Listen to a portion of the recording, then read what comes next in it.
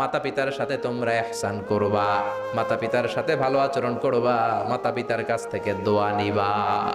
আল্লাহর দ্বিতীয় ফয়সালা মা বাবাকে নিয়ে, প্রথম ফয়সালা আল্লাহকে নিয়ে। স্বয়ং আল্লাহর ব্যাপারে আল্লাহ বললেন আমার ইবাদত ছাড়া অন্য কারো ইবাদত চলবে না। দ্বিতীয় ফয়সালা বললেন আমার ইবাদতের পরেই যেই বড় ফরজটা তোমাদের উপর আমি চাপিয়ে দিলাম, মাতা পিতার খেদমত। চিল্লায় কোন আল্লাহু আকবার। আল্লাহর ইবাদত করা যেমনি ফরজ, মা বাবার খেদমত করাও ফরজ করেছে কে? নাকি মা বাবার খেদমত নফল, নাকি অপশনাল? এটা কেউ কম্পালসারি করেছে কে? মা বাবা আপনার সবচেয়ে বড় পীর, মা বাবা আপনার সবচেয়ে বড় দামি জিনিস। এই পৃথিবীর সব আল্লাহর ওলিগুলা যদি কোরআন খতম করে একটা গ্লাসের পানির মধ্যে ফু দেয়, আর আপনার জনম দুঃখিনী মা যদি শুধু বিসমিল্লাহ পরে আরেকটা গ্লাসের পানির মধ্যে ফু দেয়, আল্লাহর কসম আপনার মায়ের দোয়াটা আগে আগে কবুল হয়ে যাবে। ওগো মা তুমি এই ধরনের শ্রেষ্ঠ নেয়ামত, তোমারই পদ তলে রয়েছে জান্নাত। ওগো মা তুমি এই ধরনের শ্রেষ্ঠ নেয়ামত, তোমারই পদ তলে রয়েছে জান্নাত। ঠিক কিনা? এজন্য আল্লাহ বললেন প্রথম ফয়সালা আমি আল্লাহর ইবাদত করবা, দ্বিতীয় ফয়সালা মা বাবার সাথে ইহসান করবা। কি করবা? ইহসান। সবাই বলেন। এগুলো কোরআনে বর্ণিত টার্মিনোলজি, মানে পরিভাষা, এগুলো মুখস্থ করবেন। দুনিয়াতে কত পরিভাষা মুখস্থ করছেন, কত জ্যামিতির সূত্র মুখস্থ করেছেন, কত ইংরেজি ভাব সম্প্রসারণ মুখস্থ করেছেন, কিন্তু কোরআনের কথাগুলো মানুষ শুনতে চায় না। মাতা পিতার প্রতি আমরা সবাই আজকে থেকে ইহসান করব। কি করব? আমরা বললাম আল্লাহ ইহসান কি? ইহসানের ব্যাখ্যা দেন। আল্লাহ নিজেই কোরআনে ইহসানের ব্যাখ্যা দিলেন, ইম্মা يبلغن عندك الكبر أحدهما أو كلاهما فلا تقل لهما أف। ইহসানের ব্যাখ্যা হলো, আল্লাহ বললেন ইহসানের ব্যাখ্যা কি? শোনো শোনো। ইহসানের 5টা ব্যাখ্যা আল্লাহ দিলেন।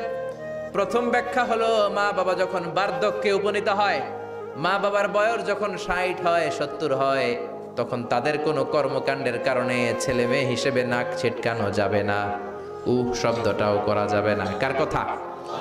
মা বাবা আমাদের অনেকেরই বয়স হয়ে গেছে 60-70, আছে না নাই? বিছানায় পড়া, তাদের কোনো কাজে, তাদের কোনো আচরণে নাক ছিটকানো যাবে? জোরে বলেন। আল্লাহ বলে খবরদার, নাক ছিটকানো তো দূরের কথা, কি যন্ত্রণা, এই কথাটাও বলা যাবে না। ঠিক কি না? এর কারণ আমরা যখন ছোট ছিলাম আমরা কম জ্বালাতন করি নাই। আমরা যখন ছোট ছিলাম কম কষ্ট মায়েরে দেই নাই। আপনার কত বছর আগের ঘটনা খেলা আছে? আপনার বয়স যখন 3, কি হয়েছিল? খেলা আছে তো? 3 বছরের কথা যদি আপনার খেলা না থাকে, আপনার বয়স যখন 2 ছিল কি জ্বালাতন করছেন মনে আছে? বয়স যখন ছিল 1, তখন তো আরো বেশি জ্বালাইছেন, তখন তো আমরা আরো বেশি জ্বালিয়েছি। ঠিক কি না? আল্লাহ বলেন তোমরাও কম জ্বালাও নাই। পেশাব পায়খানা করে ঘর ভরায় দিতা, শীতের রাতে বিছানা ঠান্ডা করে দিতা, ডান দিকে নিয়ে তোমার মা তোমার সাথে ঘুমালো, ডান দিকে পেশাব করে ভিজিয়ে দিয়েছো, তোমার মা তোমার ঘর থেকে বের করে দেয় নাই। বাম দিকে আদর করে রেখেছে, বাম দিকে পেশাব করে ভিজিয়ে দিয়েছো, তারপরেও তোমার মা লাথি মেরে তোমার ঘর থেকে বের করে দেয় নাই। শীতের রাতে তোমার মা তোমার বুকে নিয়ে ঘুমালো, কনকনে মাঘ মাসের শীতের রাত, পেশাব করে মায়ের জামাটা ভিজিয়ে দিয়েছো। রাত 3টার দিকে মা উঠে জামাটা চেঞ্জ করে নতুন জামা পরে তোমারে কোলে নিয়ে ঘুমিয়েছে, তোমারে ঘর থেকে তাড়িয়ে দিয়েছে নাকি? জোরে বলেন না। মা তোমারে ঘর থেকে বের করে নাই, তাড়ায় দেয় নাই, এতিমখানায় ফেলে আসে নাই, রাস্তায় ফেলে আসে নাই। যেই মা বাবা তোমাদেরকে এত যত্ন করলো, এত আদর করলো, তাদের বার্ধক্যে কোনো কাজের কারণে নাক ছিটকাবা না, তাদেরকে তোমরা বৃদ্ধাশ্রমে দিয়ে আসবা না। কার কথা? বৃদ্ধাশ্রম বাংলাদেশে আছে না নাই?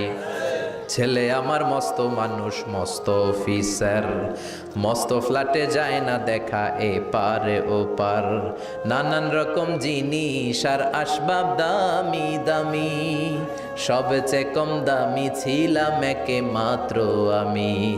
ছেলের আবার আমার প্রতি অগাধ সম্ভ্রম, আমার ঠিকানা তাই বৃদ্ধাশ্রম। ঠিক কিনা? মা কেঁদে কেঁদে বৃদ্ধাশ্রমে বালিশ ভিজায়। ছোটবেলা ওই মারে কত যন্ত্রণা দিলা, কষ্ট দিলা, আজকে মনে নাই? বউয়ের পাল্লায় পড়ে মাকে তুমি বৃদ্ধাশ্রমে দিয়ে আসছো। খবরদার, যারা মা বাবারে বৃদ্ধাশ্রমে দেয় তারা বয়সে পৌঁছলে, তারা বার্ধক্যে পৌঁছলে, তারা যখন মা বাবা হবে তাদের কপালে বৃদ্ধাশ্রম থাকবে না। ঠিক কিনা? যে ডাকাত মা বাবার বৃদ্ধাশ্রমে দিয়ে এসেছো, তোমার কপালে বৃদ্ধাশ্রম নাই, ভাঙ্গা থালা হাতে নিয়ে তুই ভিক্ষা করে খাবি, চিল্লা এখন ঠিক কিনা? আল্লাহ বললেন খবরদার, আমি আল্লাহর দুইটা ফায়সালা, প্রথম ফায়সালা ইবাদত হবে একজনের, তিনি কে? আর ইহসান করবা মা বাবার সাথে। আমরা বললাম ইহসান কি? আল্লাহ বললেন মা বাবা যখন বার্ধক্যে পৌঁছে, খবরদার তাদের কোনো কাজে নাক ছিটকাবা না, বৃদ্ধাশ্রমে দিবা না, তাদের খেদমত করবা, তোমার জীবনটারে উজালা করে দিবে কে?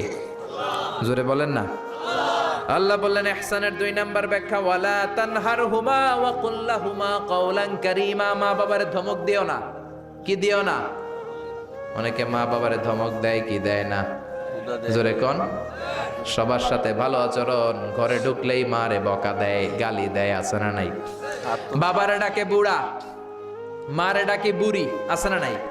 তুমি কেমন করে বাবারে বুড়া ডাকলা, মারে বুড়ি ডাকলা? তাদের এই বয়সটা তো এমনি এমনি হয় নাই, তোমারে লালন পালন করতে যেই তারা তাদের জীবন যৌবন হারিয়ে আজকে বুড়া বুড়ি, ঠিক কিনা?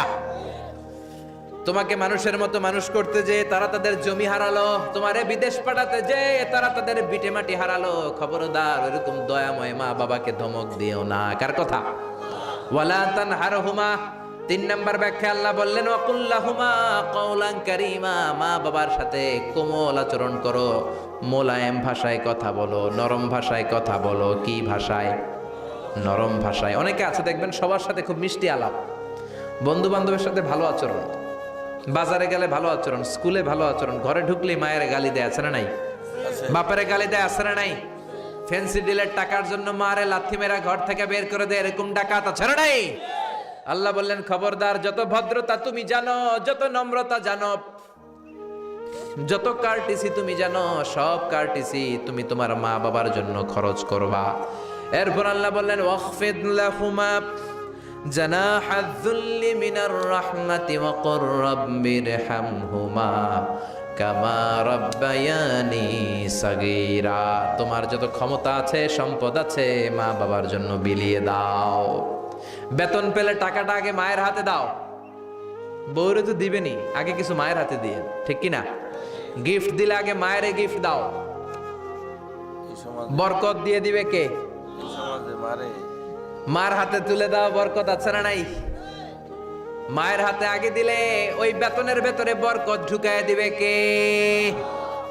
আর বাবা মা একজন কিংবা 2 জন যদি দুনিয়া ছেড়ে বিদায় নেয়, তাদের কবরের সামনে দাঁড়িয়ে চোখের পানি ছেড়ে পড়তে আরম্ভ করো রব্বির হামহুমা কামা রাব্বায়ানি সাগীরা ওয়া কুর রাব্বির হামহুমা কামা রাব্বায়ানি সাগীরা। ও আল্লাহ, মা বাবা দুজন যেমনি আমাদেরকে আদর করেছে, মা বাবার কবরে তুমিও আমাদের বাবা মা 2 জনকে আদরের চাদরে ঢেকে নিও।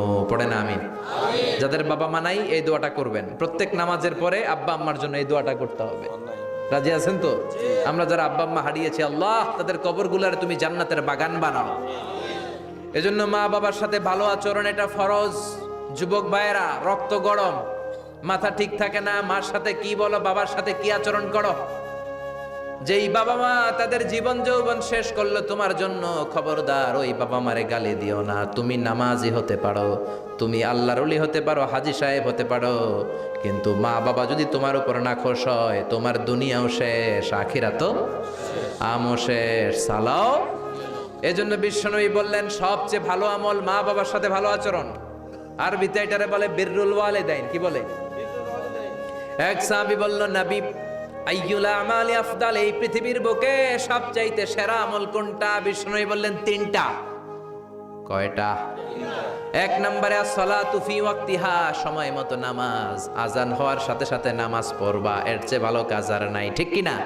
সালাতে কায়েম করো, সালাতে কায়েম করো, হবে সম্মানী তুমি, হবে জান্নাতি তুমি, হবে সম্মানী তুমি, হবে জান্নাতি তুমি, দিবে কাল হাসরে শীতল ছায়া আরশে আজিম, রাব্বিয়াল আলা রাব্বিয়াল আযীম। সুবহানাল্লাহ পড়েন। 1 নাম্বার হলো as-সালাতু ফি ওয়াক্তিহা, সময় মতো নামাজ পড়া। 2 নম্বরে বিররুল ওয়ালিদাইন, মাতা পিতার খেদমত করা। 3 নম্বরে আল জিহাদু ফি সাবিলিল্লাহ, আল্লাহর রাস্তায় জিহাদ করা।